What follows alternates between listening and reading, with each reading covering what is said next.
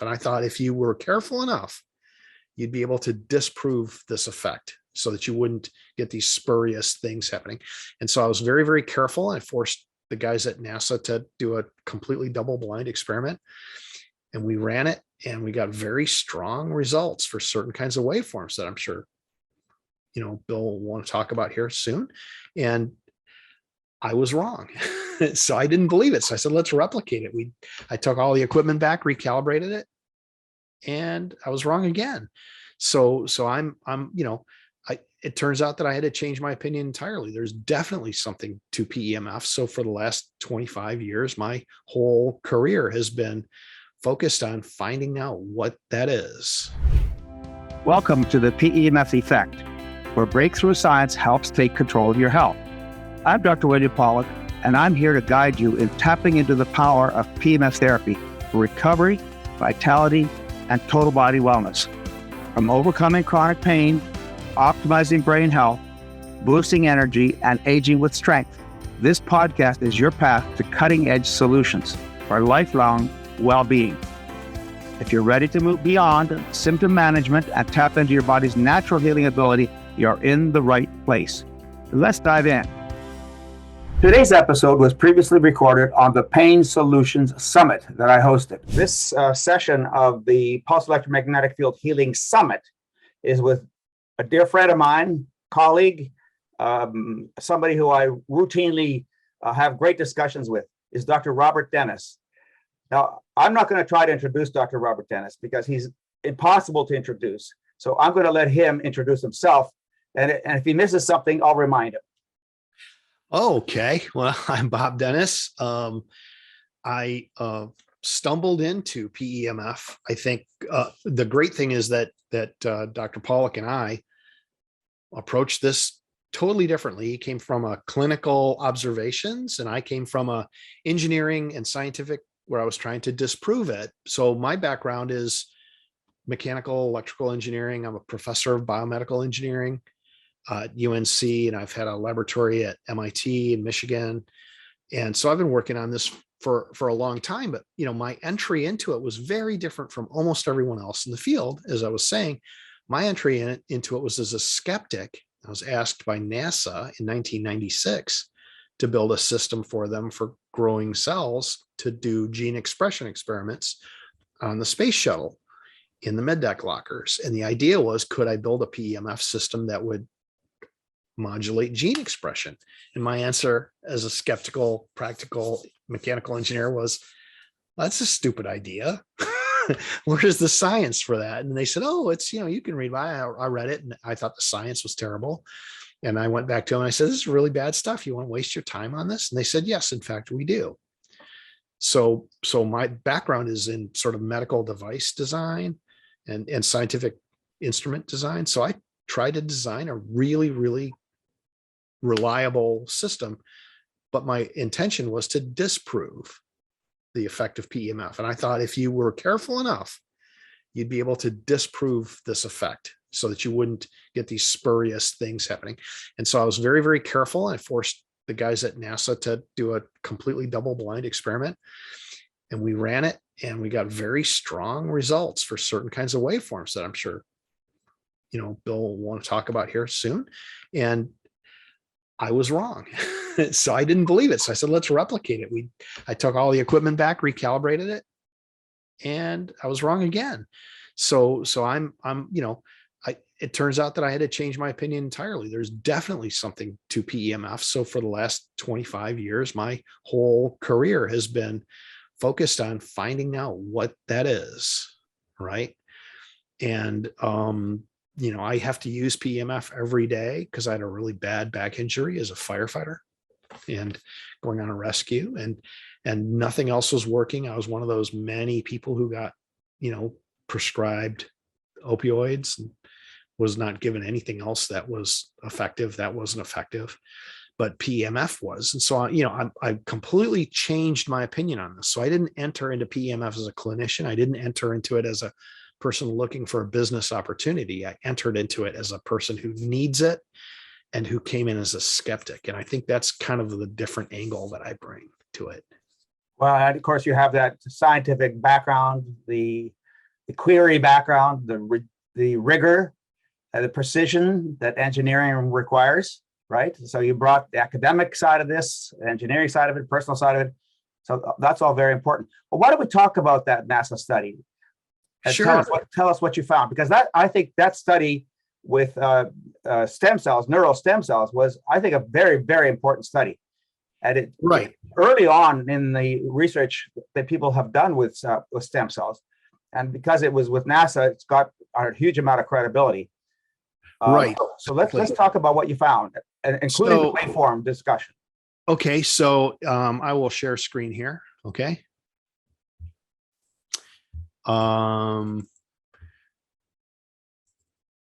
So this was the original device that I built for NASA. It occupied a whole tissue culture bioreactor and a shelf full of equipment, right? And what we were doing, that was published by NASA, and I subsequently published the waveforms, which I'm showing here, A, B, C, D, and E, and F. And the real finding of the NASA study was that certain waveforms had no effects whatsoever, and other waveforms had profound biological effects. And by profound biological effects, what I mean are a many-fold increase or decrease in gene expression, not small amounts, but this is early in the age of gene chips and being able to measure gene expression. And we used these different waveforms, a sinusoid for A, and then a B would be like a steady, like a solid magnet. You could DC. Yeah. B is like a steady magnet. C and D are just sawtooth waveforms, and then E, which is square wave, and then F, which is just a very narrow duty cycle square wave, sometimes called a delta pulse. It just goes on and off really quick. So F is all about looking at the effects of the edges of a square pulse E. And it turns out that the really significant changes in gene expression in particular, and cell growth and colony formation happened with waveforms E and F consistently all the time. Nothing else really happened with the other waveforms. Now, C and D being diamond-shaped or triangular waves. Right. There's a variation to these called the sawtooth. That would be D. So I didn't draw it enough to make it show, but I didn't want to have like the straight edge sawtooth in there, because actually with those sawtooth generators, I wasn't getting good controllable edges, and I didn't want to mix D. I didn't want D to be a mixture between C and E, right? So I wasn't finding any sort of controlled slope sawtooth waveform. All a sawtooth is a biased triangle, right? One way or the other. And if you control the slope up and down, at a slower rate, you don't see anything. The only time you start to see things is if you jump from one end of the sawtooth back down, or from low back up. And it's because of the edge. And I was separating those two effects. The front edge. Yeah, the whatever edge is steepest, if you have a really fast changing sawtooth, whichever edge is steepest is the one that's going to have the biological effect. And it was really quite significant. In some cases, we would see genes up and down regulated, by 7 or 8 times what they normally would be. And the interesting thing was, this was families of genes. So it wasn't just like some random gene somewhere, but like all the genes related to extracellular matrix or growth, or regenerative activity, growth and regeneration of the cells were all upregulated, and other things related to apoptosis and other things were downregulated. So I raised that point about sawtooth because there are many magnetic field devices where people are making claims that sawtooth is the only waveform that you should be using. That's what they say, right? But I think that it's not because of the part that makes it look like a sawtooth. It's because of the steep edge. And if they just had that sawtooth part of it, if they reflected that angle in both sides, they'd see no biological effect. It's because of the edge. And so you don't need the ramp part of the sawtooth. If you just keep the edges, it will work just great. That's my finding. And so what happens is you can design almost any waveform except for B. You can design almost any waveform to produce a really rapid rise, right, curve. You can. And so that's why some of the sinusoidal based ones are really high intensity, because in order to get the effect that they're looking for, it's really just the steepest crossover from negative to positive, positive to negative that's having a biological effect. And probably 99.8% of the sinusoid doesn't really do anything. In my technical opinion, it doesn't. But if you turn it way, way up, then you get a very high, steep slope crossover. And that's what's having a biological effect. So that's what you see with the RTMS devices. They're basically, I think, a very rapid rise and then gradual fall off. Yeah, and it's the rapid changes that put them into the sort of the sweet spot for biological effects. Tell us what the results of your stem cell study were. Are you tired of living with chronic pain? Medication only masks the symptoms, but real healing starts at the cellular level. I'm Dr. William Pollock, the leading expert on PEMF therapy.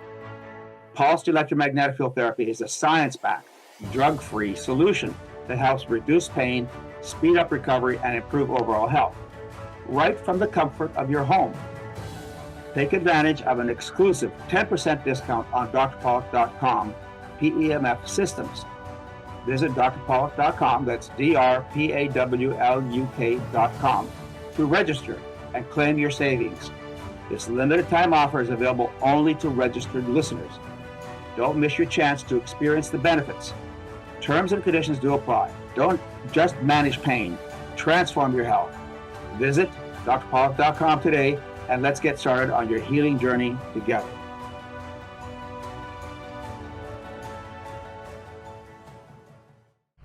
Well, the main results of this particular study that were at NASA, and it was published, was that there was a lot of gene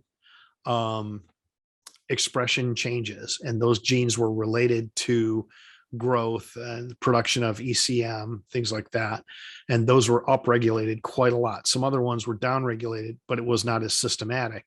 And then when I further published that data that hadn't been published in the first NASA report, what we found was a lot of differences in colony formation. And there was a lot of pictures of that, but it wasn't really included in the first paper. So if you look here, where you have big biological effects, this is what the cells look like if you just look at them, and the thing is that you can see this with the naked eye. You don't have to look at under a microscope. Here's 100 millimeter culture dishes sitting over an electrode at the NASA study, and you can see it looks like a fingerprint almost. What that is a colony of cells forming, right? Stem cells. Right. Yeah, exactly. These are normal human neuronal progenitor cells. So they're actually a human cell line that was neuronal, right?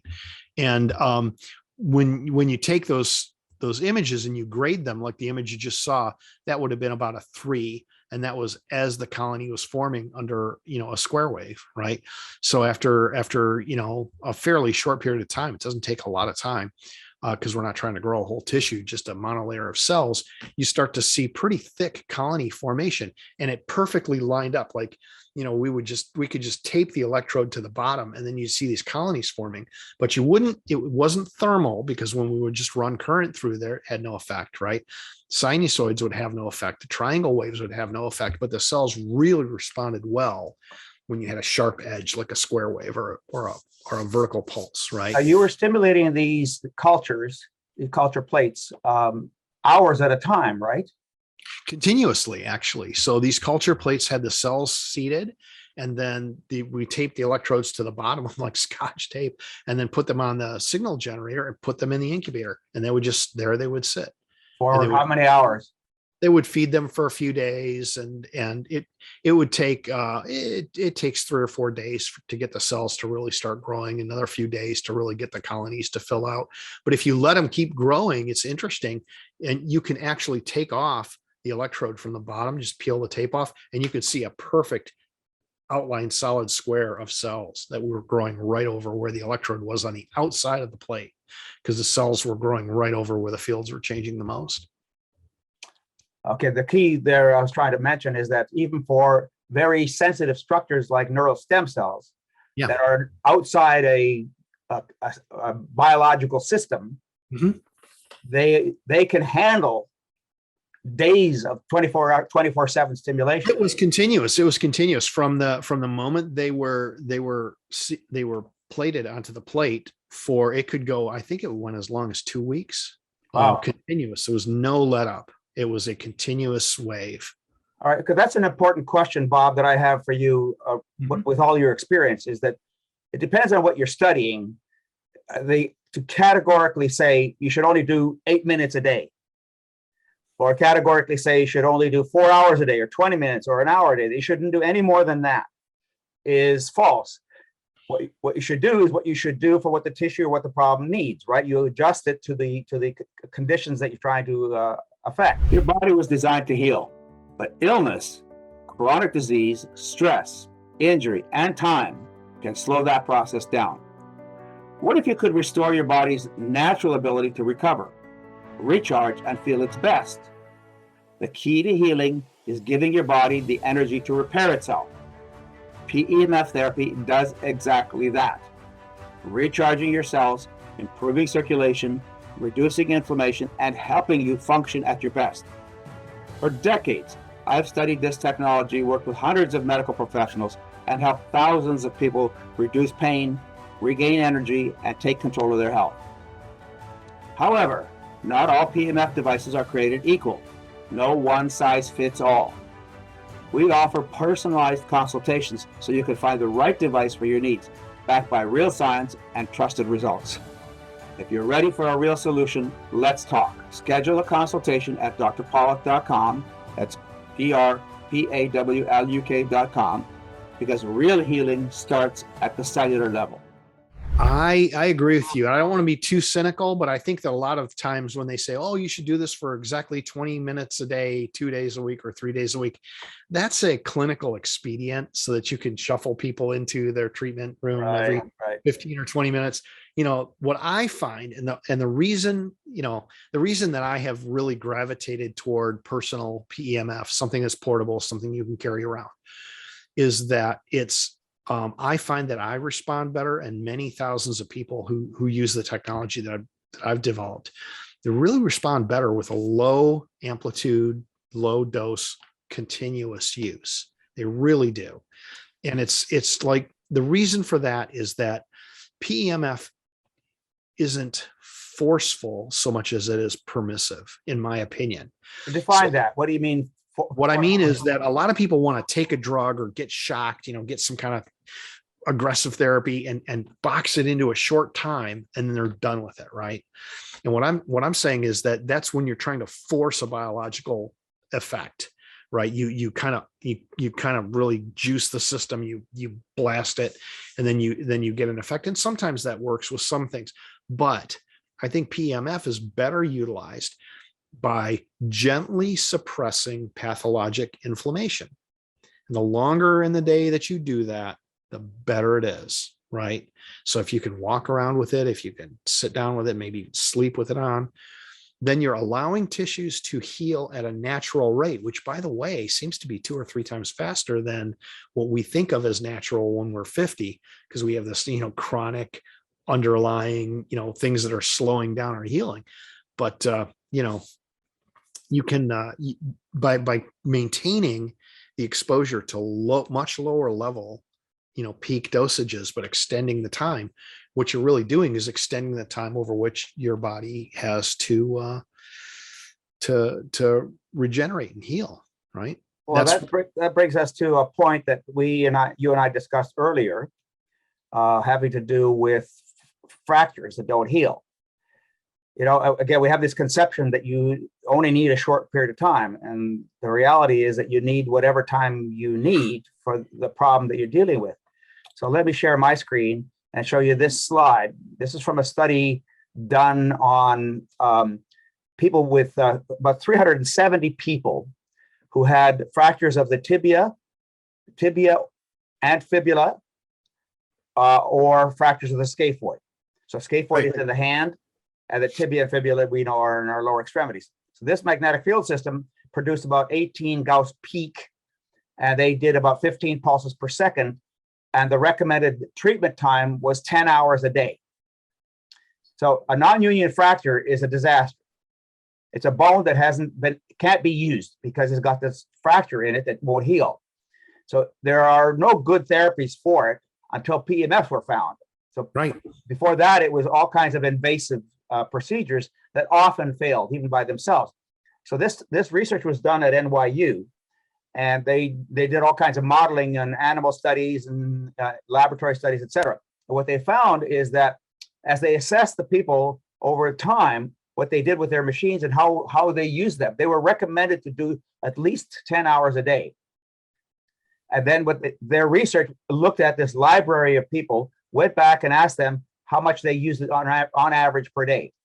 And what they found then basically was that if you do close to what they recommended, greater than 9 hours a day, a non-union fracture will heal in 112 days. But it's 76 days earlier than if you do less than 3 hours a day. So the people who did just a little bit of treatment time took a lot longer to heal their fractures. And there's a direct correlation with how much time you spend doing your treatment. So 6 to 9 hours, 141 days earlier, 3 to 6 hours, 29 days earlier. And again, if you're barely treating yourself less than 3 hours a day, it's going to take a lot longer to get a benefit. So that's, again, you got to design your testing. You got to know what you're treating, and you have to treat it for what it needs, not just because there's some theoretical construct. I get calls all the time, Bob, and I'm sure you do as well, that, well, I only want to do half an hour a day. Right. Right. That's all I want to do. I don't want to do any more. I hear this all the time, or somebody says, well, your device doesn't work. And I'll ask them, well, how are you using it? And they're like, well, I used it for 5 minutes a couple of days ago and I didn't feel anything, But this really brings out a good point when you're talking about dosage. And as far as I can tell, any of the data that I have, dosage, the way it's applied really, really matters. It's like you don't want to cram it all into like the shortest time period with a maximum dose. You really want to spread it out with a lower dose over a longer period of time. And this study shows, actually, I think pretty convincingly, although there's not like a people using the same total exposure, more intensity over shorter time, but that's what most people would want. They want to just blast themselves, and then spend the rest of the day not thinking about it. Right. But, PEMF doesn't seem to work that way. It's permissive. And that is that while you're using it for a period of time afterwards, it's actually putting the tissues into a condition where they're much more better balanced. Yeah, they're better balanced than they're not inhibiting, they're not inhibiting their own ability to regenerate.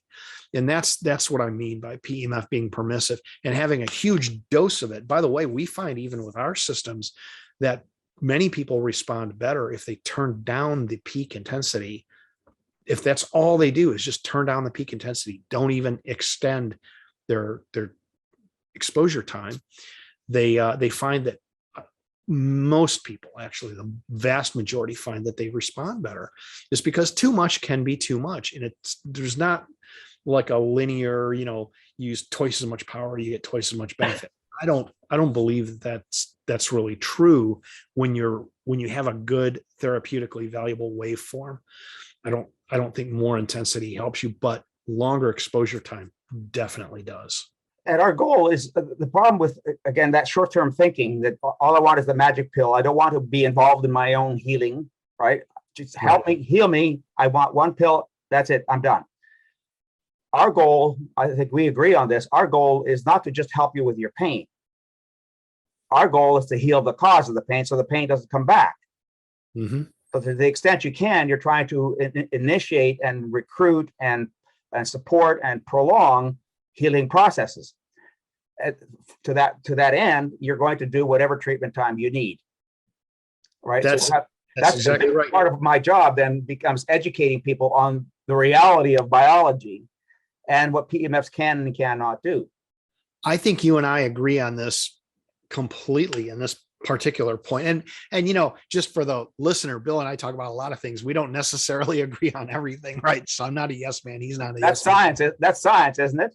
it's science. I mean, Bill and I have lively discussions about things. There's lots that he knows that I don't know about. And hopefully I can contribute to his understanding of some of these things from an engineering standpoint. But on this point, we absolutely agree. And that is that, it does require more engagement from a person to get the most out of PEMF. And you have to find the sweet spot where you're really responding well to it. It's not that hard to do. Mostly you just need to pay attention. Right.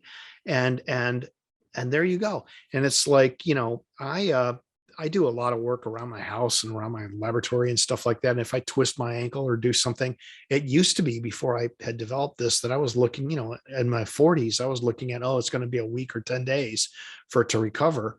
And now, almost 60 years old for me, you'd expect that to be longer, but I apply PEMF and I keep it on. And, the first day, maybe it doesn't seem like it's helping that much, but then all of a sudden by the second day, it's helping a lot.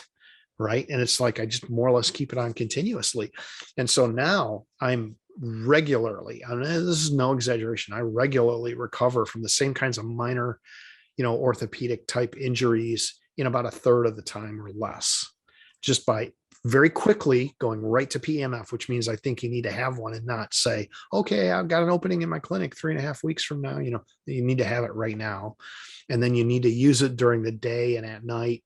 And if you do that, it really makes a big difference. Like I've had some fairly serious injuries and some, that I was considering seeking more medical attention with, but, with the application of PEMF, a lot of things can heal a lot more quickly, but you got to use it right. It's not like 15 minutes and you're done. I tell people that aging is death by 1,000 cuts. And some of those cuts are deep and some of those cuts are scratches. They're barely discernible. But all of what you're talking about, all that sort of lifetime stuff that you accumulate, you can dispense with a lot of it just with the PEMF therapy. Well, I think you can. And what I've taken to in the last year or so is actually I have built myself some pads and some stuff that work really well when I'm sleeping. And I more or less sleep with it. And if I have any kind of ache and pain, like if I was using a hammer a lot during the day, and that, that repetitive impact is really quite damaging to me now as I'm older, and it would last for weeks, sometimes the discomfort and the tightness. And I, more or less sleep with my arm on a PEMF pad. The next morning, I'm like ready to get up and do stuff. And I know this sounds like some kind of infomercial, right? But I developed the thing.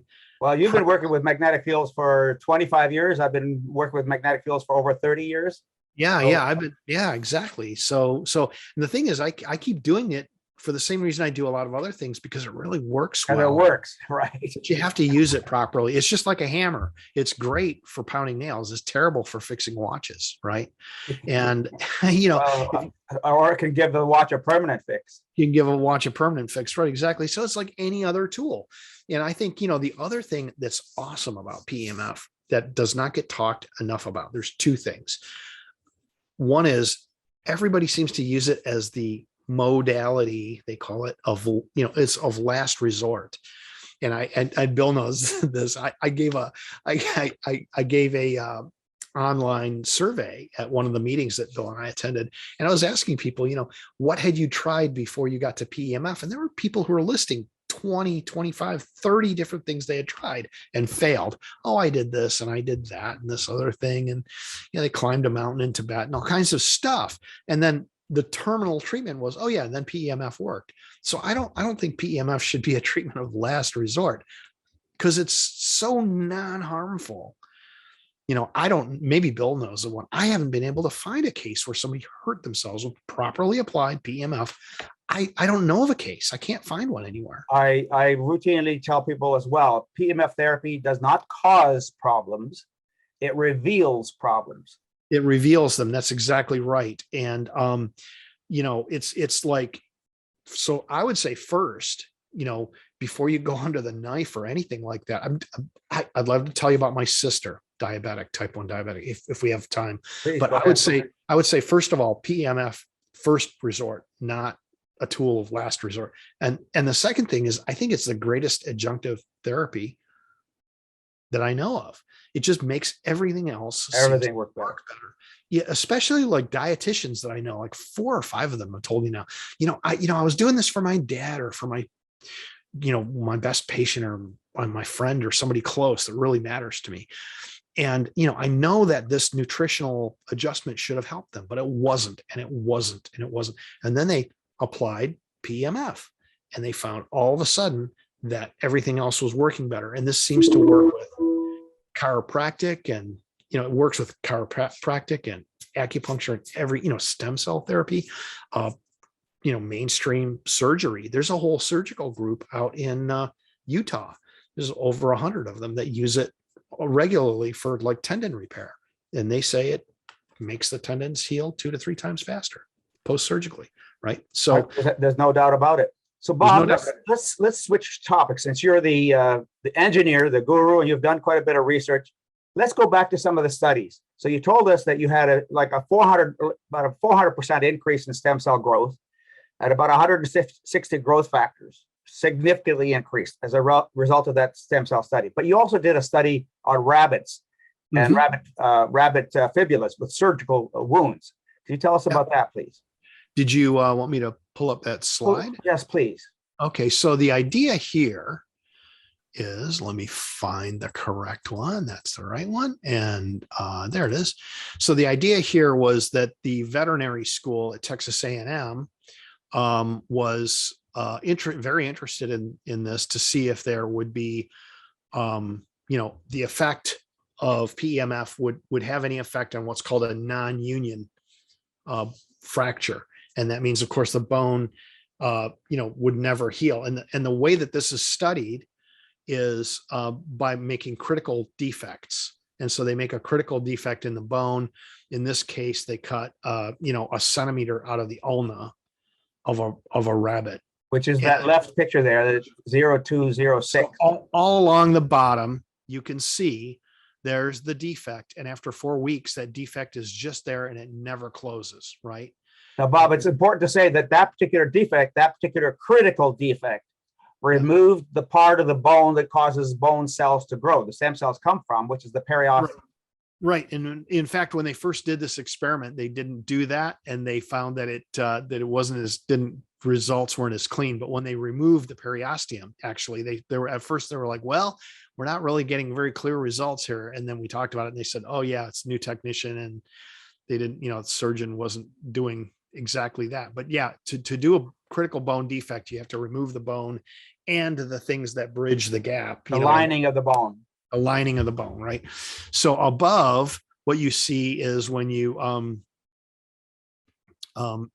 is a bit more representative of what you see. We did a whole bunch of them, but I just have all of these on one screen.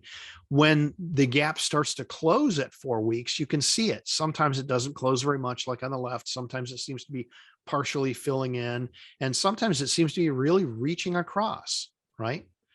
So these are CAT scans after 4 weeks of the bone. So in these cases up here, we're starting to see the gap definitely closing. And it's not just growing up from the periosteum. It's really sort of like this, bridging across. Whereas where the periosteum has been removed and there's no PEMF, you don't really see any indication of any kind of bone regrowth, right? So and these rabbits were getting treatment for how many hours or? These were continuous. I can show you. So, oops, hold on a second. Have to do this in a way. There's the waveform. So what they were wearing were these cuffs. And so it's just like this. There's a little battery with a pulse generator and a cuff. And then that plugged into the PEMF pulse generator here. And the cuff was just placed around them post-surgically. It was placed around their, forearm post-surgically, or their foreleg, and it just ran continuously on this battery. And so they studied it at 2 weeks, 3 weeks, 4 weeks, and 6 weeks, and 8 weeks. And I was just showing like intermediate, so you could see the difference in the regrowth process, right? But we got really astonishing results. Essentially no bone regrowth, which is what you expect in a critical defect model, because critical defect model is designed to not, surgically designed for research to not ever be able to heal. right? So anything that you do that causes it to heal is a real improvement over the baseline, right? Baseline biology, which should not heal. And so we found in our study that none of, the 18 or so animals that had the critical defect ever showed any signs of healing. But most of the animals with the properly applied cuff that was working throughout the study were showing very significant healing, which is like a really big difference. So that critical wound was your control group. That was our control group, right? And then we had a group where this isn't one of these interesting scientific findings, right? Started off with a small cuff so that, I had calculated it so that it would be right in the sweet spot. I could tell from the NASA data, we want to have this much magnetic change. We want the waveform to be a certain amplitude, certain slope. And so, you can't just make a cuff the size of a room. You got to get a magnetic field properly, you got to have it the right size. And so I designed them all the right size, and they should have fit just fine over the rabbit leg. But then about halfway through the study, the surgeon said, well, it's a little tough to pull it over the ulna, doesn't quite fit. Can you make it larger? And I said, well, not really. We shouldn't change that halfway through the study because that will vary a parameter dramatically. And the problem was that this was a commercially funded study, and the CEO of the company said, change it. And I said, well, I don't want to. And he said, I don't care. Change it anyway. So I said, okay, well, I'll just keep track of what happens. And so we doubled the size of the cuff in terms of area. It wasn't double the diameter. It was like 1.4 times the diameter, but it fit nice and easy on the rabbit of any size. And we continued this study, and we found that the effect dropped off because it was below the therapeutic threshold, right? So that gave me this information where it really needs to be above 80 or 90 kilogauss per second, steepness of the pulse on the edges in order for it to have the desired biological effect.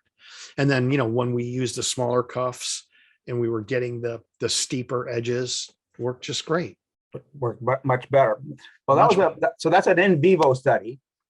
That means it's done in a live creature, live animal, as opposed to the petri dish, which is a test tube. Well, a petri dish studies, a lab in vitro, in glass, right? Right. Is scholarly reference, as you know. So, yeah. Now you did some beyond that. You did another study with mice, I believe it was, and the healing of inflammation, artificially induced inflammation in a mouse. That was rats. I'm sorry, it's rats. Okay. Yeah, that was, yeah. That's and I actually didn't control that animal. That was a separately carried out third-party study, neutral, done by Charles River Labs, which they're a contract research company, and they do all the contract research for drug discovery, right? And there's a standard test that you can pay them for, and they will actually take whatever substance you have, and they can test to see whether or not it's got an anti-inflammatory effect. And I think this is probably our strongest data, because I talked to the division head for inflammation studies at CRL. He was in Finland at the time. This is a big international drug discovery company, right? It's not some mom and pop organization. And this is what they do. And he told me that this data would be, the FDA or any other agency would be legally compelled to accept this data because it's done to all the standards, good laboratory practice and everything, all the certifications, to make it, I had no hands on it at all. And it was all analyzed separately by statisticians and everything. The data that you can see here. And so there's a mistake there. Obviously, it's not a mouse paw, it's rat paw. It's a rat paw inflammation study. So what they do is, that's okay. The standard here is they inject carrageenan, right, which is an extract, as you know, it's from I think it's a like a seaweed, an herb. Right. And it's very standard. And you inject it and it causes a great deal of inflammation. And then that inflammation slowly over a course of 8 or 10 hours will just start to go away. Right. And it's very standard and repeatable. So all you have to do is measure the volume of the paw of the rat, and they have a standard way of doing that, and dunk it in water, right, and measure displacement. And so they get very, very repeatable, reliable data. And what this data shows is that black line. Okay, so let's look at the graph here. The foot pad volume. So how swelled up does it get? That's a vertical line, right? And then that's your vertical line. It's like how swell, and time, how many hours into the study. That's the horizontal line, right?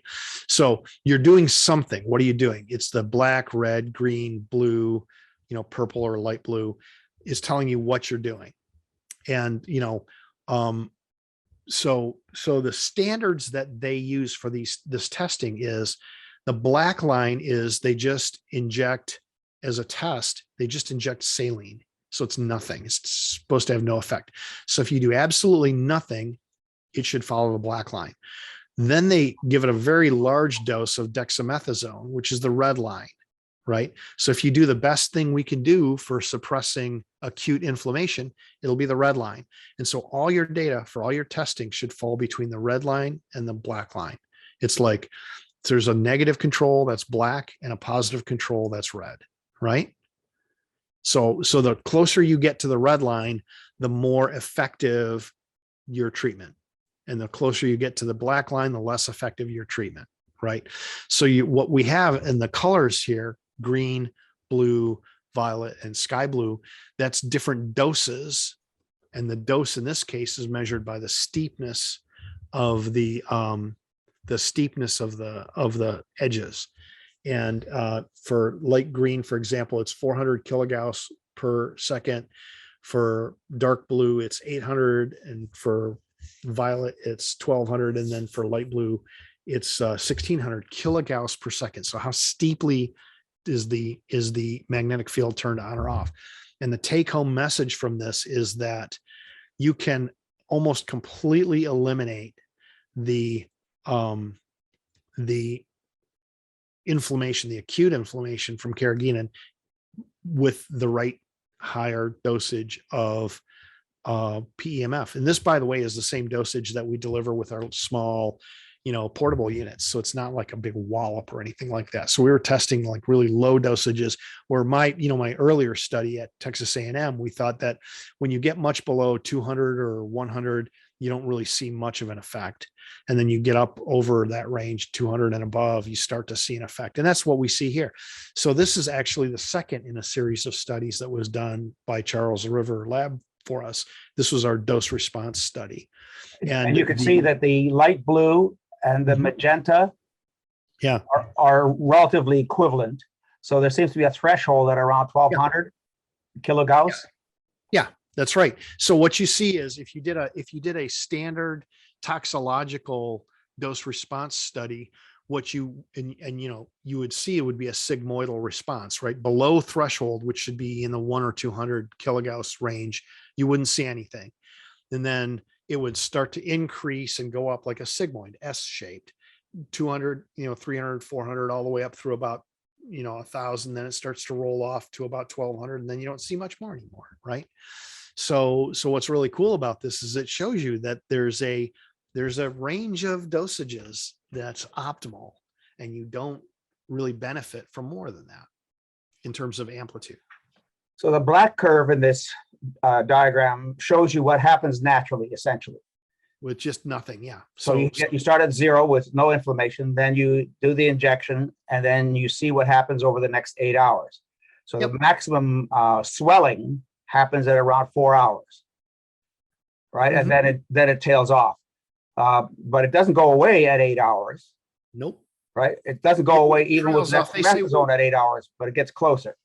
They tell me, but they didn't show me data, but they tell me that within a day or so, it's completely gone. But the real differences show up at about 4 hours. And what they're looking for, like fast acting, anti-inflammatories, is can you do something in 2 hours? And, does the effect persist for at least 8 hours? So they've had different drugs that they've tried that seemed really promising for an hour or two, and then they just didn't do anything after 4 or 6 or 8 hours, right? So this was, I didn't have them vary their experiments at all.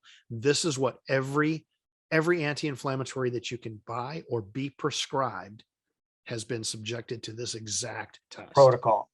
Yeah. Yeah. Now, I would like to tell you what the director of inflammation studies said to me. If you don't mind, he called me the next morning, the day after the test was done. And he said, well, can I talk to you off the record? And I said, sure. And he said, I'm not supposed to call you, but he said, the whole lab is abuzz because we've never seen an effect like this. We've seen it with some pretty potent drugs, but we've never seen it with anything electromagnetic. And I said, oh, really? I said, like what, for example? He said, well, I can't tell you because we do all these on contract. He said, but pretty much anyone that you could find, we've studied it here. They've asked for this kind of study. He said, we've never seen an effect. And in fact, he said, this is like the most effective that they'd ever seen of anything electromagnetic. And it's about the same as pretty high doses of some of the most powerful anti-inflammatory, drugs that they can give. But he thought it was amazing because it was completely, in fact, the PEMF coils were outside the rat cage. So they weren't even inside the rat cage. It was about as non-invasive as you could get. And he said that, he said it was in his 32 or 36 years as an inflammation researcher. He said it was actually, in his opinion, the most exciting data he had ever seen. And he actually asked me, he said, could we do a follow-on experiment? Sure, we did. And we kept getting the same results, basically. I have a personal experience with the ICES device, the A9. My wife broke a toe, and it was black and blue right away. You could see that probably it was broken. So she put on her ICS, the A9, put it on her toe, right on, and we put her in a flat shoe, which is what you're supposed to do to prevent the toe from moving. Right. And she treated it 24/7. So this is like midday. The next morning she woke up, bruising is gone, swelling is gone, pain is gone. So then you're not supposed to walk. So basically she treated for another 24 hours continuously. And again, pain's gone. Then she walked 24 hours later. Basically she's walking more than 24, but 12 hours, 36 hours later, she's walking in tennis shoes. She walked a mile in tennis shoes. Awesome. And another 24 hours later, she continued to improve. She felt great this whole time. So another 24 hours later, she's now walking 3 miles in tennis shoes. And that was it. Wow, that's fantastic. That's continuous use.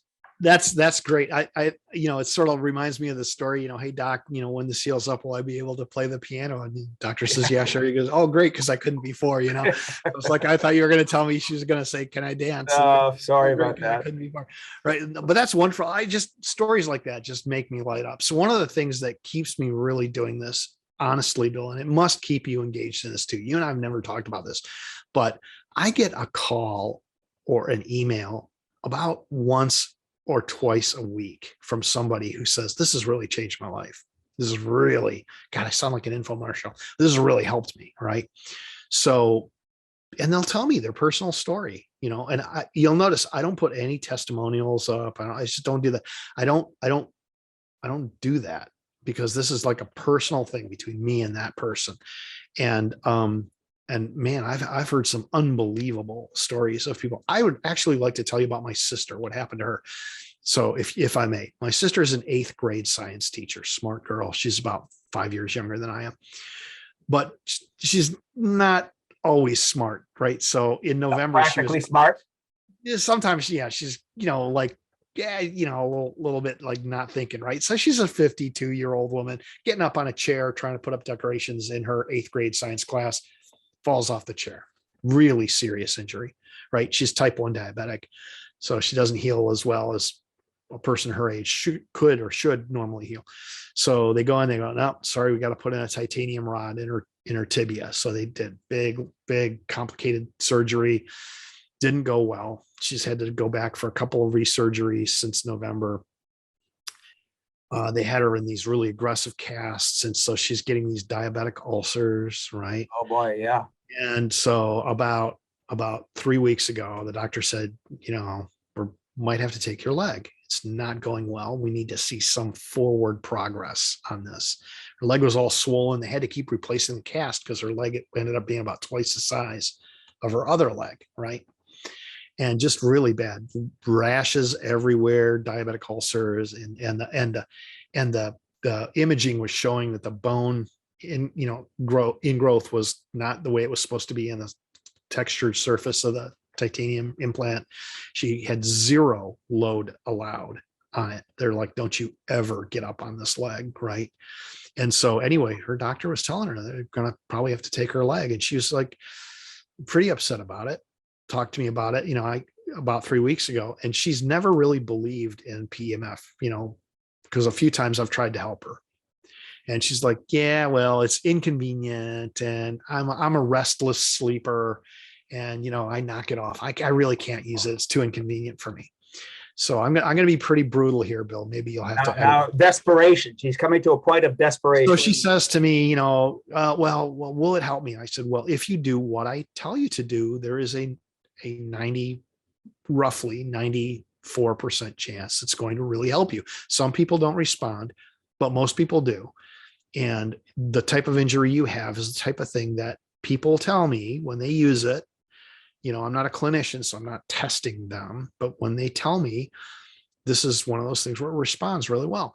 And she's like, well, I'm not so sure I can use it. I said, I'm a really restless sleeper and I have restless leg syndrome. And I said, well, restless leg syndrome is not going to be one of your problems in a couple of weeks because you're going to be missing that leg.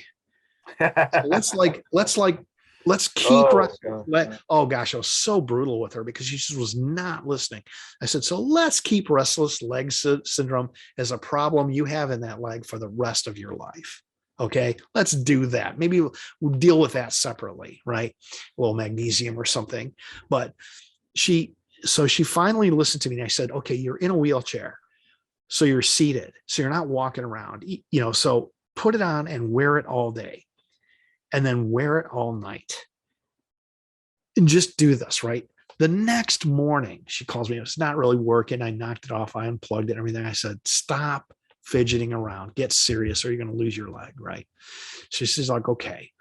The next morning, and she lives in Colorado, at like 8 a.m., which is 6 a.m. her time, I get this text, oh my God, it's really working. And then she started taking pictures of her legs, before she had taken some pictures before and after, and her swelling was like gone. And she said she had to wake up because her cast fell off. Right? Because her leg swelling went down. Yeah. So anyway, it looked so bad. I could hardly look at the pictures like before. And then after now a couple of weeks of this, it's just down to, you can see the suture line, but she said her diabetic ulcers were, they were, instead of getting worse, they're getting much better and starting to go away. And the swelling is down. And she said it feels a lot better and the pain is down to almost nothing. And so in a week or so, she's going to go in to get it reevaluated. And hopefully she sticks with it. I've had similar experiences as well. I had a brother-in-law who also he's type 2 diabetic, and he had something called Charcot foot with an ulcer where it was continuously draining, and he'd been in wound care for 2 years. They didn't handle it. They didn't deal with it. We got him on an A9, which he was wearing 24/7 again. Mm-hmm. And you can see the pictures, as you said, the pictures like the complete shrinking, basically like a flat foot compared to a balloon. I think you showed me the pictures of this. It looked like a little like volcano shape. Yes, exactly, because where they put the pressure on it, the skin was going through where the pressure was. Yeah, and it just went away. That's what's amazing to me. And so, this is one of those things where you just can't seem to get the signal through because there's so many charlatans and snake oil salesmen out there telling you, they're going to sell you, monkey pick organic broccoli and it's going to cure all your ills and stuff. That's fine and everything, but it's really hard to get this signal out there. But I have never had anybody tell me that it didn't work at all. About 6% of people. And this is not placebo. Let's talk about your cat study. Oh yeah. Let me pull that one up because that's one of my favorites. And I know you like this one too. So like with humans, you can have a placebo effect, right? But not so much with animals, right? And so here's another thing. Bring the screen up, the bottom of it, please. Okay. Yeah. There's Or until you see the other colors underneath. Oh, can you see it yet? Okay. Let me pull it up. There you go. Perfect. There we go. Okay. So the thing is that the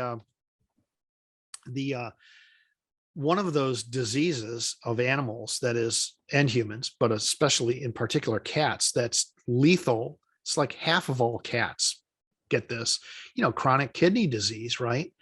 And it creeps up on them, and owners don't know what's happening. And it's a big business, I think, with a lot of veterinarians giving treatments for cats that have this. My brother went to one of those veterinarians for like a year, and they gave it all kinds of, was homeopathic and naturopathic treatments, and none of them really helped their cat. And so a lot of people agree that pretty much all you can do is palliative care, right?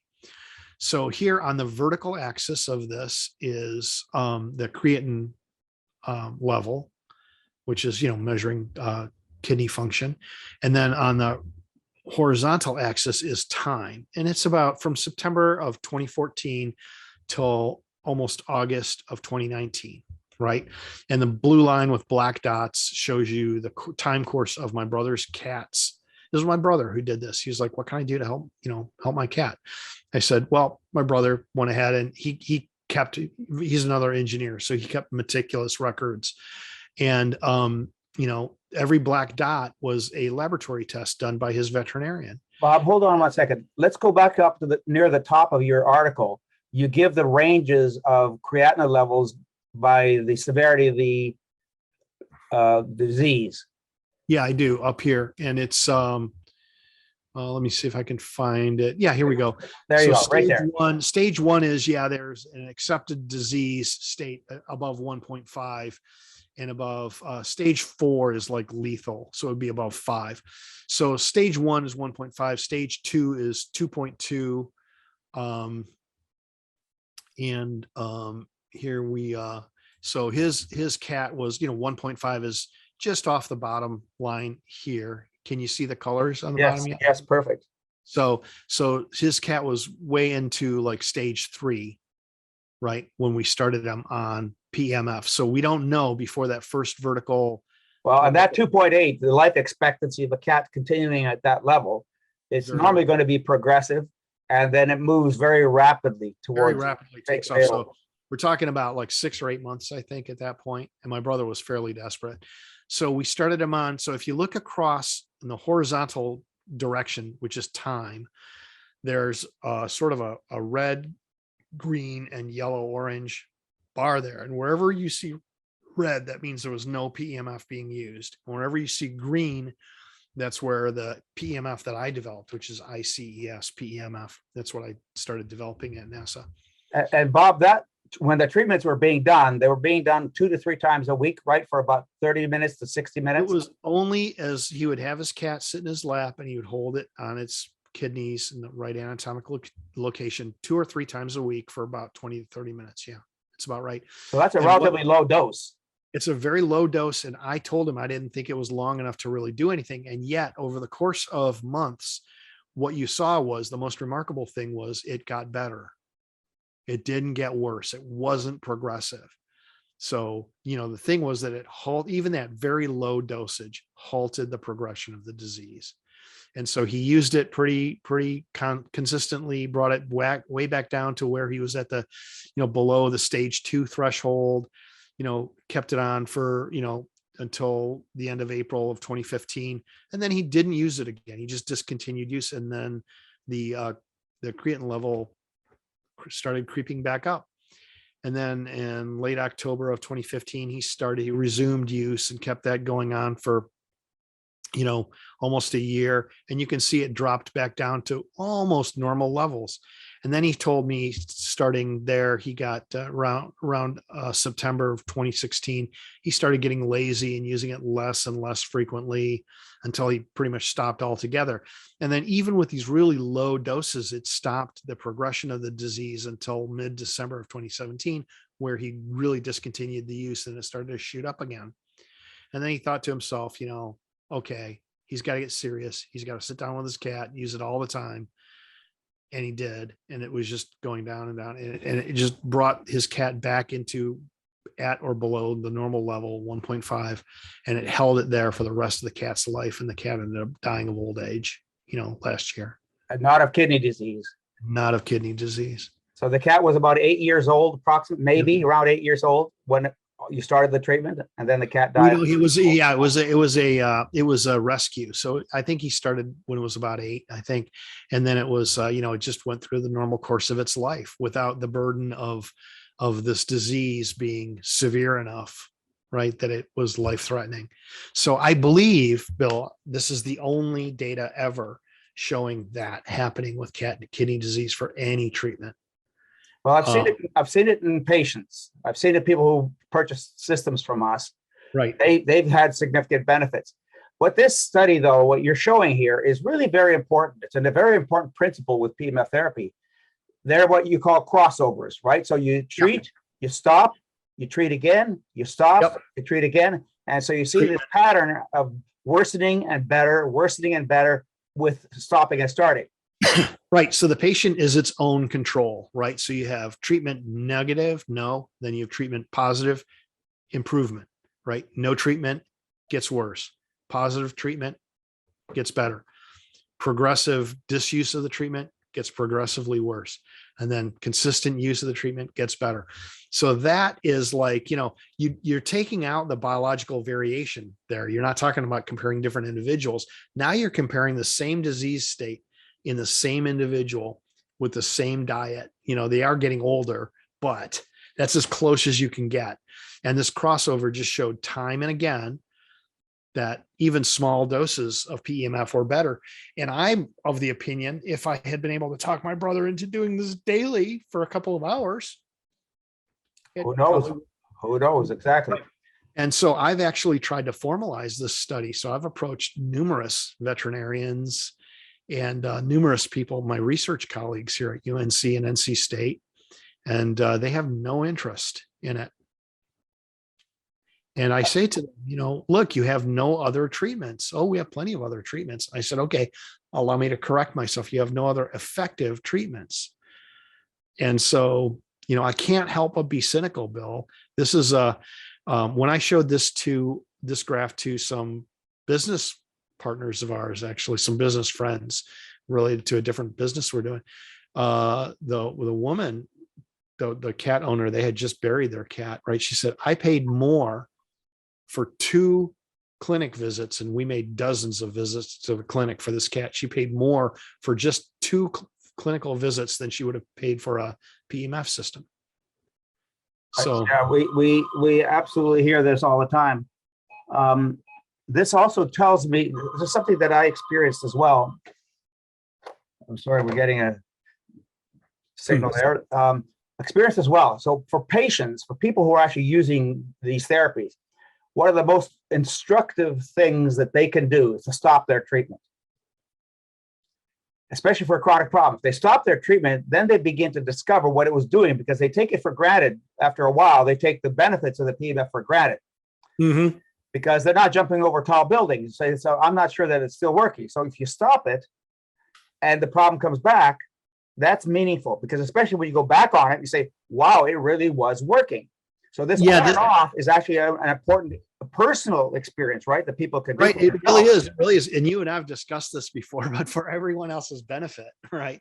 What we started doing when we started selling PEMF systems, we had a few people say, well, I'm not so sure that it's helping.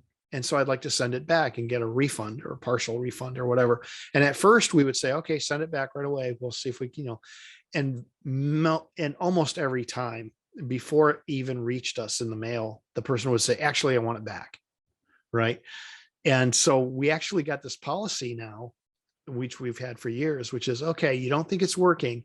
here's what we need you to do. Stop using the system, set it aside for a few days, and don't use it for a week. And then if you still want to return it, then we'll take it, right? And we've never had a return since then. Not for that reason. Yeah, because people don't, the effects of PEMF are quite subtle as they come on. But when you stop using it, they can persist for a day or two, and then abruptly you go right back. And that was my personal experience. The very first time I guess I didn't go through my story of how I discovered my way into this, but I took the NASA systems and I was building them commercially for doing controlling gene expression in cells for industrial purposes. And I had this terrible back injury, and I used one of these big expensive devices on my back, and it worked beautifully.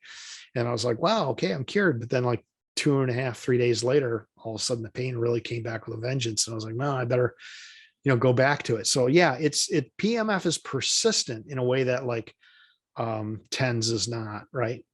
Well, TENS doesn't do healing. And most other technologies like infrared and laser and so on, they don't penetrate the body deeply enough. They just don't. They just don't. Yeah, that's right. You're not going to get the deeper healing benefits from it. Right, but they're more subtle, right? And you're absolutely right. People who use PEMF, and especially like these gentle forms that we saw, you can't even feel it, but it's doing something. People really start to wonder, yeah, is it really helping me? Nah, maybe not that much, until they stop using it. Then all of a sudden the pain comes back and they're like, oh yeah. So a lot of people need to go through that one crossover before they can fully appreciate what they've got, right? Now, one of the things I want to talk about is, and you and I have discussed this many times, is the loss of the magnetic field over distance. Mm-hmm. And it's hard to calculate that. So it's hard to actually simulate what the magnetic field is in a volume of tissue. So if you start off at, say, 200 Gauss, what is the magnetic field at, say, 3 inches? Because if you're trying to treat a back, from the skin all the way into the spine itself, then how do you calculate that dose distance? It's like light. How bright is a light? Well, how far away are you from the source, right? It drops off 1 over the square of the distance. Same thing with sound, right? You go sound, heat, cold.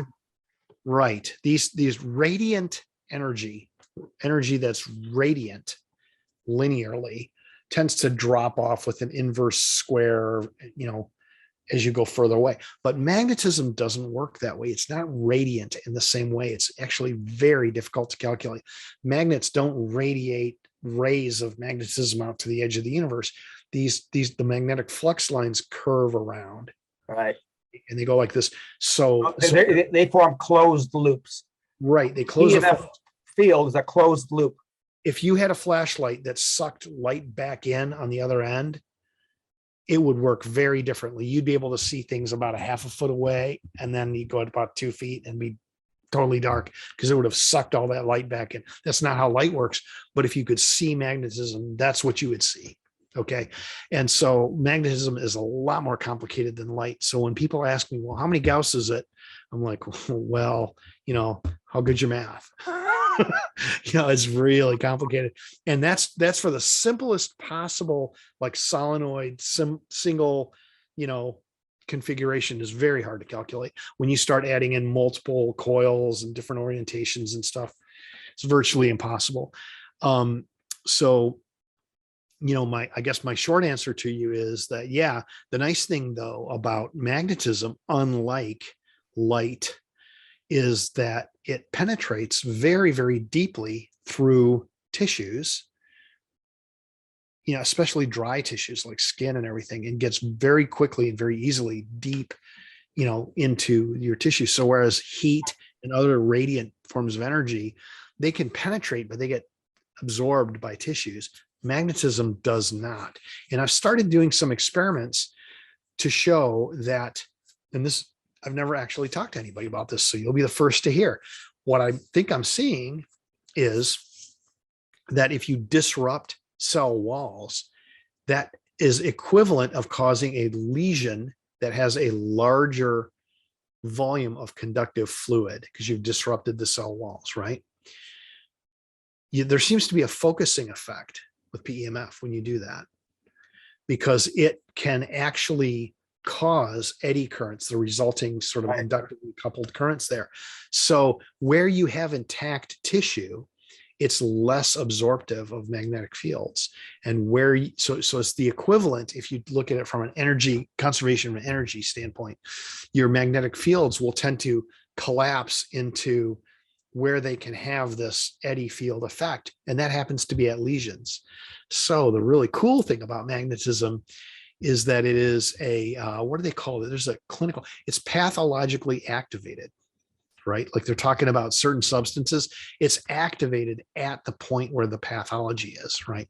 More So, than tissue away from it that's right. not normal. It's basically for fully intact tissue. It seems to be more or less, you know, dry like skin, pretty much inert, right? If it's wet and disrupted, inflamed, because inflammation itself doesn't, you know, is tissue disruption, right? The ECM and everything, you get much more continuous volume of a conductor, right?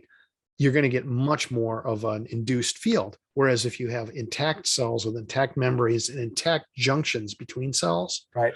you don't get these continuous conductive paths around cells so much. You're going to get much less energy dissipated there, which means it's going to propagate further. So this is a fiendishly complicated discussion, but it's cool that way. Can you describe an eddy current? Okay, yeah, sure. So if you have a magnetic field, I use a screwdriver here, you have a magnetic field line going like this, anything that's conductive in its way, anything that can conduct anything, which includes fluids like body fluids that have ions in them, like so in your cells, there's fluids between your cells. Physically, the physical world tries to stop magnetic fields from flowing. So as a magnetic field changes, as it goes up or down, that's why the edge is so important, right? In the waveform, as a magnetic field changes, that's directly proportional to this eddy field, which is a current, electric current. It can be an ion, right? It doesn't have to be electrons, that spins around like this to make an opposing magnetic field. So as you try to change a magnetic field, the world around it will generate these eddy currents, which are currents of anything with a charge on them, to generate an opposing magnetic field. Well, the magnetic field is actually generating those eddy currents. It is the magnetic fields generating the eddy currents, which in turn are attempting to inhibit the magnetic. Yes. Okay. Fast. Yeah. And so that works really poorly in like dry air, dry skin, anything dry like that, anything that's really conductive, metal, salt water, whatever. There's plenty of opportunity for the generation of these eddy currents, and those will oppose the magnetic field. And so like what's happening there is an energy transfer. It's called induction. The process of creating those eddy currents from that changing magnetic fields is called induction. And that's what I personally, professionally believe, scientifically believe, is what's going on. And that's the part of PEMF that we do understand, is the electronics and magnetism right up to that point of induction. And beyond that point, the biology becomes kind of murky. We're not 100% sure what it is in the cell that's picking that signal up, but it's certainly being picked up, right? And there's certainly a biological effect. If you have the right shape of waveform, then you get the right rate of change of the magnetic field, and that induces the right range of eddy currents that seems to have a biological effect. So you can imagine if my face was a cell and I shoot a magnetic field line through that cell, that's going to cause an electric current around the cell, and also around every one of the components of the cell. So when you apply a magnetic field, what you're really doing, if you change the field rapidly enough, is you're applying an electric field around the item that you're shooting the magnetic field line through. And that, I think that is, well, first of all, I know for a fact that's happening. You can calculate it. There's no real discussion about it. The question is, why does it have a biological effect? And we don't know that yet. I don't know that anybody knows that, but I think in the future, somebody's going to get a Nobel Prize for figuring that out, because the effect is very real. And if you control the right parameter, which is the rate of change of the magnetic field and how long that rate of change persists, you can get extremely reliable biological effects all the time, every time. Yep. Doesn't matter whether it's a cell in a petri dish or whether it's a frog or a rabbit or a could cat, be a seed. It turns out this really crosses, my recent experiments, as you know, because we talked about them, it crosses all kingdoms of life. And the thing that's interesting about PEMF is not just that it has an effect on humans or has some kind of specific resonance with a specific kind of cell. It seems to affect all forms of life systems. It does, it affects plants differently than it would affect, humans, but sure, nonetheless affects plankton and amoeba and anything living, basically. Anything living seems to be influenced by these, properly applied PEMF, and very, very often it's a beneficial effect. Yeah. Let's change the topic a bit and become a bit more theoretical. Sure. So give us your thoughts on the challenges of doing magnetic field therapy research. I would say the first challenge is intelligently applying PEMF in a way where you're controlling the parameters, the electromagnetism itself correctly and consistently, where you're seeing an effect. And the thing that I think has been the bugbear of electromagnetic biological effects, the research of them, has been that people will say, oh, I apply a 10 hertz square wave, and they're not giving you any really important information. Exactly how steep are the edges of the square wave? That's what you need to know. And that's the most important thing for you to know. And how long, what's the duration of that slope and what's the steepness of it? And actually the duration of the slope and the steepness of it, it's like those two things, if you multiply them together, give you the peak magnetism. But many people just report only the peak. Right. It's like saying, well, how fast are you going? And you say an hour. What do you mean an hour? Well, what distance are you going in an hour, right? If it's, if you're going fast, you go twice the distance in an hour, right? How long does it take you to get somewhere? Half as long if you go twice as fast. So you need to kind of know the two main parameters, which is how fast are you going and how long are you traveling?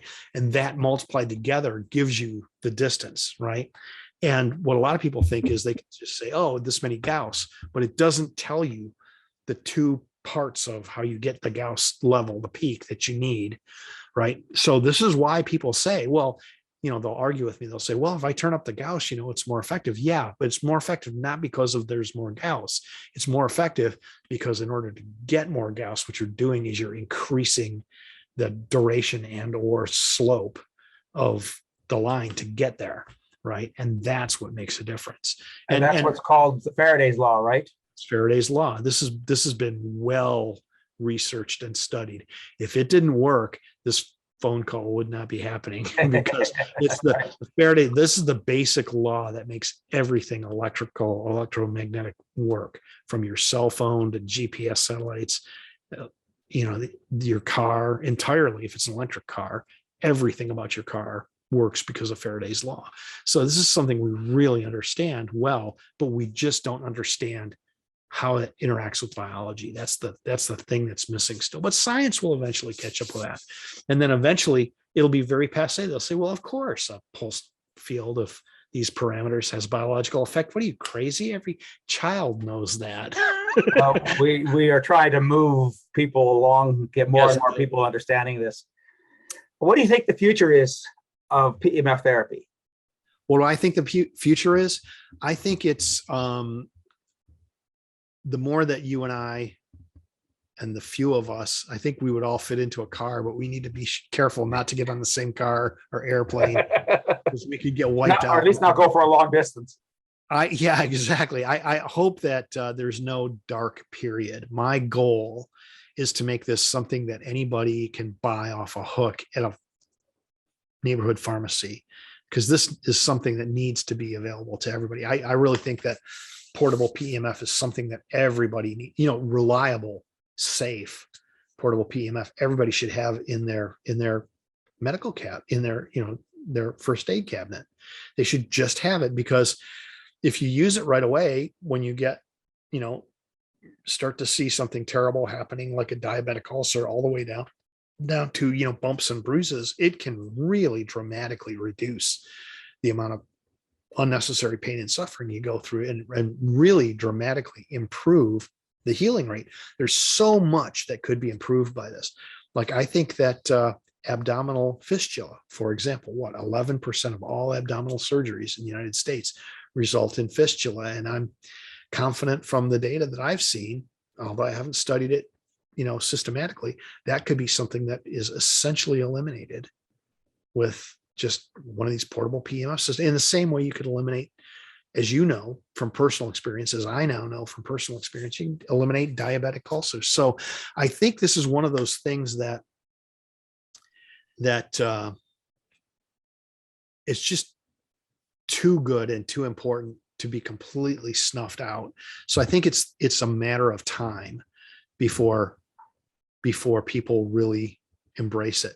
But it's like so many things in life and in history and in medicine that, like Gandhi says, first they resist you, then they beat you. And then eventually, they embrace you and they agree with you. Right. So it's a question of, I think it's my approach has been to just tell the truth over and over and over again.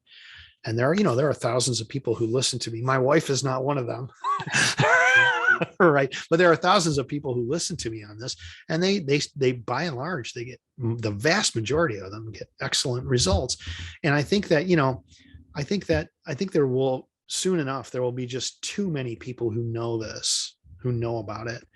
But I think what harms the future of PEMF, to say if the future could be bright and will be bright, the thing that harms it is up until, a decade or two ago, where everybody selling PEMF was selling some kind of secret frequency, like they had some kind of secret they wouldn't reveal. And they were, charging vast amounts of money for these really primitive machines. They were pretty much 100-year-old technology. So they, I think the thing that hurts it more than anything is this turning it into like some kind of mystical, thing. It's not. This is science. We're slowly figuring it out. And eventually, the right person, unfortunately, is going to get the right kind of injury. Is going to have somebody recommend this to them, and, like I often say, when the pretty blonde, blue-eyed daughter of a senator gets hurt by something, then laws change, right? That's when it happens. All of a sudden, hey, you can't drive drunk anymore. We're going to name it after the daughter of a senator, right? Because, gee, she was the first person to ever get hurt by a drunk driver. Well, when the right person gets a miraculous recovery and then just becomes a tireless advocate of this, that's what it's going to take, is because that's what people listen to, is celebrities. And that's the way the world is, right? But you find that a lot of like athletic celebrities wouldn't want to talk about it because there's a stigma associated with it. So it's going to take the right combination of people. And it takes people like you and me to just keep telling people the simple truth. You don't have to lie about, and you don't have to exaggerate the effects of PEMF because they're so astonishingly good. That you don't. What you need, Bob, is like you said, like people like us. You need to be, if you're going to get PEMF equipment, you need to be talking to people who are knowledgeable about the science. You can't just talk to a salesperson, because they're not going to necessarily get you into the right machine, right, for the right amount of time, using it properly. So they're not going to teach you proper use, because if you don't use it properly, it doesn't matter what you buy. It's like anything else. If you don't use it right, you can't expect the right outcome, right? Now, I'm actually not the best person to talk to either, because I'm a technical person, but not a clinical person, right? So I've talked to many hundreds of clinicians, yourself, of course, primarily, but many others, and thousands, maybe, coming up on 10,000 people about their experience with this. And that's what I use to tweak my designs, get everything just right. It's a combination of science, but also clinical outcomes, right? And I'm a real believer that the science of PEMF is less important at this point, now that we know certain things are effective, than actually dialing it in for clinical benefit.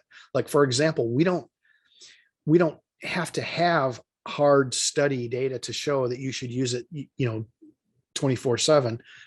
But we know from clinical experience, and from clinical experience, that that's the right way to use things, is is using them properly. It doesn't have to be 24/7, but enough time during the day or night or both. Enough time, understanding physiology, the body, Understanding it, right. responses. And simply making the clinical observation that by far that you get the best outcomes when you do that. And, there's always going to be people who say, well, like my sister was, I don't have time to mess with it for that much time. Well, and you saved her leg. I think so. I just checked with her last night and she said things are looking really good. So I'm looking forward to that text from her saying, yeah, her doctor said everything's cool and they're going to be able to take the cast off and everything. I hope she sticks with it long enough, to do that. But I mean, you and I both know of cases where people use it, they get a benefit, and then they decide against it. It's just too inconvenient for them or something. Like you can lead a horse to water. Right? Okay, and then what's the end of that expression? Well, the way I say it is kind of crude. Oh no, the way I say it, Bob, is that you can lead a horse to water, then you start an IV. You can lead a horse to water. You can put its muzzle in the water. You can pull its tongue out and connect it to the bottom of the trough. And you could put a suction tube on the other end of it, but you still can't make it drink. Or when they get bad enough, you have to start an IV. Yeah, there you go. That yours is less crude than mine. But what I'm trying to say is there are some people that does not matter what information or data you show them, or how much it helps them, or even how much they've experienced it themselves. They just will simply not change. There's an actual term for this in psychology. It's called mind freeze. And you just once certain people, it's a pretty big percentage of the population, once they have formulated an opinion on something, it doesn't matter what it is. Yeah. No amount of anything will change their mind. Another expression that I've learned from a colleague, pharmacist friend of mine, is that mind forced to change its will is of the same opinion still. There you go. That's exactly right. So, my strategy is different from a lot of scientists who do this kind of thing that's on the fringe or on the edge. They're like, I need to convince the scientific community, right? But there was this beautiful paper in the Atlantic last year, and the title was "Prof, No One Reads Your Stuff." And it was like a sort of an open letter from students to their professor.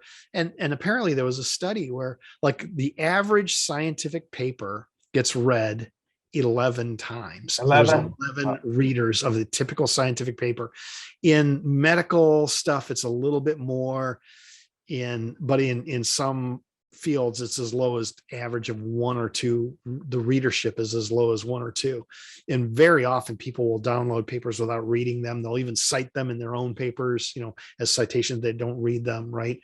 And the funny thing was, it's like professors are, thinking they're having this big impact, but the vast majority of them are writing to this extremely narrow, tiny little audience. Right. And I pointed this out to my colleagues, talking to them about it at the university. They're like, oh, you need to publish this more and you need to publish that more. And I was like, no, my son, my 13-year-old son, has a Minecraft channel where he talks about himself, one of those things where you play the game Minecraft. Right. He has much more impact than, most of my colleagues do publishing papers. He's got, dozens of followers, like these are people who are listening to him about playing Minecraft. A typical professor has got less than a dozen people paying attention to them. Well, so, I don't think the answer is more science. More science. So what your experience with your sister, our clinical experience, our real live people experience is what's going to drive the change, because people who have success talk to other people, right? I think that's what it is. That's what we hope for. That's exactly what it is. I think, you know us, right? Because full disclosure, obviously I sell these devices, but I build them by hand. So it's not like we, some junky mass produced thing that we make hundreds of thousands of. We make every one of them. We test every one of them. We make sure it's right. We support it and give people, technical advice after we sell it. And it's like, every one of these people becomes our best sales representative. We never have, we don't spend money on marketing on, my company. We do everything by word of mouth. Every single person that comes to us, that I wouldn't say that actually now many of them are starting to see my videos on YouTube and everything, but still we don't invest any money in that, right? It's more or less trying to get the message out. And I make a message that I think is very clear, which is, I think PEMF works, and it's not something magical to my products or anything. I try to optimize mine to make them really small and efficient, but that's not the only kind of PEMF that works. There's tons of good ones out there. You just have to use it properly. Well, and in my book, Supercharge Your Health with PEMF Therapy, we give people multiple options of different devices for different problems. But Bob, I want to thank you for coming on with us and spending all this time.